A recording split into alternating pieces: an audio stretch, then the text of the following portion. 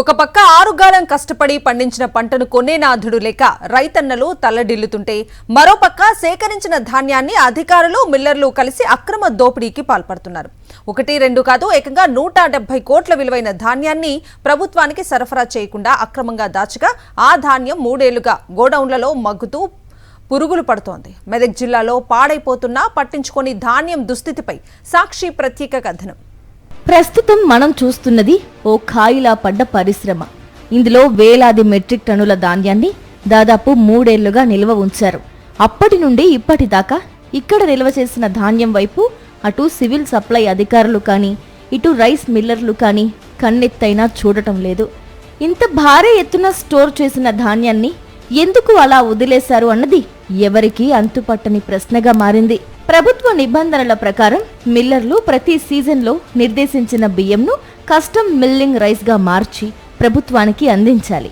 అయితే అధికారులతో కుమ్మక్కైన కొందరు రైస్ మిల్లర్లు ఇలా ధాన్యాన్ని బియ్యంగా మార్చకుండా అడ్డదారిన గోదాములకు తరలించారు. ఇక్కడ దాచిన ధాన్యాన్ని ప్రభుత్వానికి లెక్కలు చూపించకుండా దొంగచాటుగా అమ్ముకోవాలని పథకం రచించారు.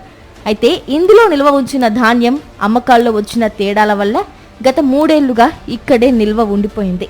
అసలు ఇది ప్రభుత్వ లెక్కల్లో ఉందా, ప్రైవేటు వ్యక్తుల చేతుల్లో ఉందా అన్న ప్రశ్నకు అటు పౌర సరఫరాల శాఖ అధికారుల నుండి గాని ఇటు రైస్ మిల్లర్ల నుండి గాని ఎలాంటి సమాధానం రాలేదు.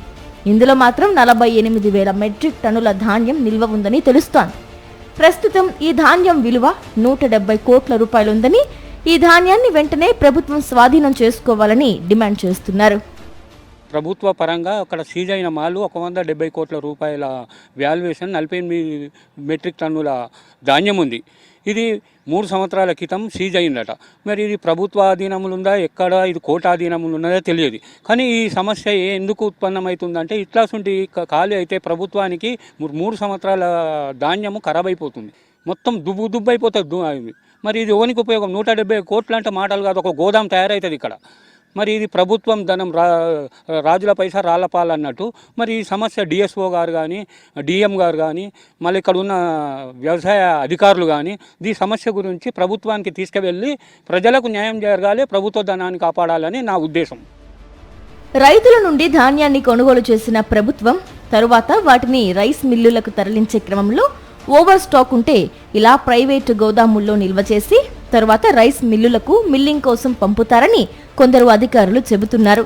సీజన్ ముగిసేలోపు సేకరించిన ధాన్యాన్ని పూర్తిగా మిల్లింగ్ చేసి బియ్యంగా మార్చాక వాటిని సివిల్ సప్లై అధికారులకు అప్పగించాల్సిన బాధ్యత రైస్ మిల్లర్లకు ఉంటుంది. ఇంత పెద్ద ఎత్తున ధాన్యం నిల్వ ఉంచి 3 సంవత్సరాలు గడుస్తున్నా అటు మిల్లులకు సరఫరా చేయకుండా ఇటు ప్రభుత్వం స్వాధీనం చేసుకోకుండా ఉంది అంటే ఇందులో పెద్ద ఎత్తున అవినీతి దాగి ఉందన్నది బహిరంగంగా చర్చించుకుంటున్న విషయం. ప్రభుత్వం వెంటనే ఈ ధాన్యాన్ని స్వాధీనం చేసుకుని ప్రజా అవసరాలకు వినియోగించాలని రైతన్నలు డిమాండ్ చేస్తున్నారు. ఇందులో 48,000 మెట్రిక్ టన్నుల ధాన్యం ఇక్కడ ఉందంటే సుమారు 170 కోట్ల విలువైన ధాన్యం ఉందని చెప్పని అధికారులు చెప్తా ఉన్నారు. దీన్ని తరలించడంలో ఎందుకు తాత్సారం చేస్తున్నారన్న ప్రశ్న ఒకటి సివిల్ సప్లై అధికారుల నుంచి కానీ జిల్లా యంత్రాంగం నుంచి కూడా ఎలాంటి సమాధానం రావట్లేదు. మొత్తంగా ఇట్లాంటి భారీగా నిల్వ ఉంచిన ధాన్యాన్ని ఏం చేయబోతున్నారు? రానున్న రోజుల్లో దీనికి సంబంధించిన అధికారుల నుండి వివరణ దొరకకుండా ఇటు ముక్కిపోతున్న ధాన్యం వల్ల పూర్తిగా ప్రజాధనం నిర్వియోగం అవుతుందని మాత్రం చెప్పుకోవచ్చు. వీడియో జర్నలిస్ట్ నవీన్తో విష్ణు, సాక్షి టీవీ, నర్సాపూర్లోని ఇండస్ట్రీస్ నుండి. మరిన్ని అప్డేట్స్ కోసం ఛానల్ ను సబ్స్క్రైబ్ చేయండి. నోటిఫికేషన్స్ కోసం బెల్ ఐకాన్ పై క్లిక్ చేయండి.